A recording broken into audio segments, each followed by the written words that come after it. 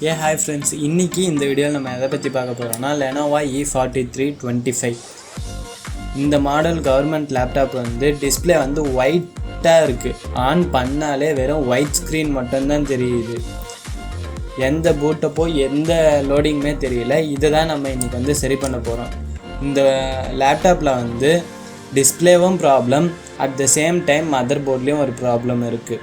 Display வந்து இப்போ பழைய டிஸ்பிளே நான் கழட்டி வச்சுருக்கேன். எப்படி இருக்குன்னு பாருங்கள். இது வந்து பழைய டிஸ்பிளே, இந்த லேப்டாப்போட பழைய டிஸ்பிளே. இப்போ வந்து மதர் போர்டு காமிக்கிறேன். இது வந்து E4325 இந்த மாடல் கவர்மெண்ட் லேப்டாப்போட மதர் போர்டு. இது புது டிஸ்பிளே இப்போ வாங்கி வந்திருக்கேன். ஓகேங்களா. பழைய டிஸ்பிளேயில் வந்து ஒரு சின்ன கிராக் இருக்குது.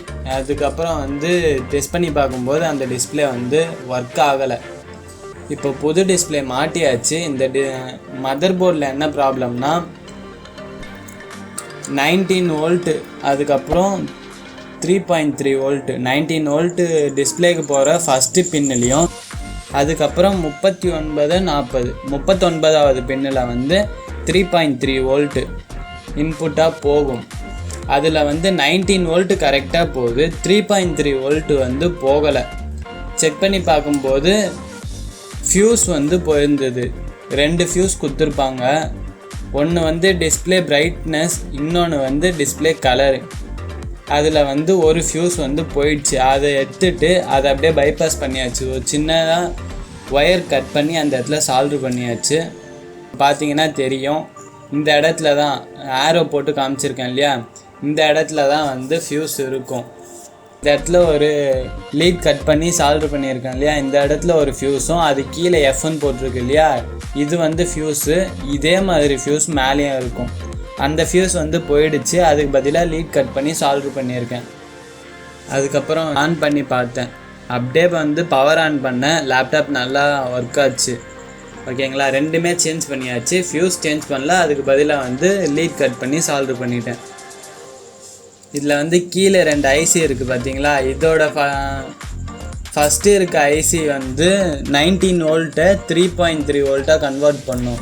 செகண்ட் இருக்க ஐசி வந்து அதை அப்படியே ஸ்டேபிளாக ஃபியூஸுக்கு அனுப்பும். ஃபியூஸ்லேருந்து வந்து டிஸ்பிளேக்கு போகும். ஓகேங்களா. இதுதான் வந்து இதோட ப்ராசஸ்ஸு. இந்த 3.3 வோல்ட்டு கட் ஆனதுனால டிஸ்பிளே வந்து ஒயிட்டாக தெரியுது. கலர்னஸ் வந்து போயிடுச்சு. வெறும் 19 வோல்ட்டு போகிறதுனால டிஸ்பிளே வந்து ஒயிட்டாக நல்லா பிரைட்டாக இருக்குது. இப்போ இந்த ஃபியூஸை ரிமூவ் பண்ணிவிட்டு அதை அப்படியே பைபாஸ் பண்ணி விட்டதுனால நமக்கு வந்து லேப்டாப் நல்லா ஒர்க் ஆகுது. ஓகேங்களா. எனக்கு தெரிஞ்ச வரைக்கும் டிஸ்பிளே போனதுனால தான் ஃபியூஸ் போயிருக்கும். ஏன்னா வந்து ஃபியூஸ் போனதுனால டிஸ்பிளே போயிடுச்சு அப்படின்னு நம்ம பார்த்தோம்னா வந்து இந்த சைடில் ஃபியூஸ் போகிறதுக்கான ரீசன் வந்து அதுக்கு வந்து ஹை வோல்ட் வந்து இருக்கணும். ஆனால் 2 ஐசியுமே செக் பண்ணி பார்க்கும்போது 3.3 வோல்ட் கரெக்டாக தான் வந்தது. டிஸ்பிளே போனதுனால டிஸ்பிளே வழியாக கிரவுண்டும் பாசிட்டிவும் வந்து ஷார்ட் ஆகும்போது வந்து இந்த ஃபியூஸ் போயிருக்க வந்து சான்ஸ் நிறைய இருக்குது. ஓகேங்களா. இந்த ரீசன்னால் தான் ஃபியூஸ் போயிருக்கும். டிஸ்பிளே ஃபஸ்ட்டு போயிருக்கும், நெக்ஸ்ட்டு வந்து ஃபியூஸ் அஃபெக்ட் ஆகிடுச்சு. மறுபடியும் யாரும் வீடியோ முடிஞ்சிச்சின்னு கட் பண்ணிட்டு போயிட வேணாம். இது வரைக்கும் நான் சொன்னதை யாரும் செய்யலைன்னு நினைக்கிறேன். அதனால மறுபடியும் சொல்கிறேன். கீழே இருக்க ரெட் கலர் சப்ஸ்கிரைப் பட்டனை ப்ரெஸ் பண்ணி சப்ஸ்கிரைப் பண்ணிவிட்டு பக்கத்தில் இருக்க பெல் பட்டனை கிளிக் பண்ணி ஆல் அப்படின்றதுல செட் பண்ணிக்கோங்க. செட் பண்ணிவிட்டு அப்படியே மேலே பார்த்தீங்கன்னா ஒரு லைக் பட்டன் இருக்கும், அதை தட்டி விட்டுருங்க. ஓகேவா. இதை மட்டும் செஞ்சுருங்க. நம்ம சேனலோட க்ரோத்துக்கு நீங்கள் கொஞ்சம் ஹெல்ப் பண்ண மாதிரி இருக்கும். ஓகே, பாய். இப்போ நீங்கள் கட் பண்ணிட்டு போகலாம். ஏன்னா இப்போ வீடியோ பாய். இன்னொரு வீடியோ நாளைக்கு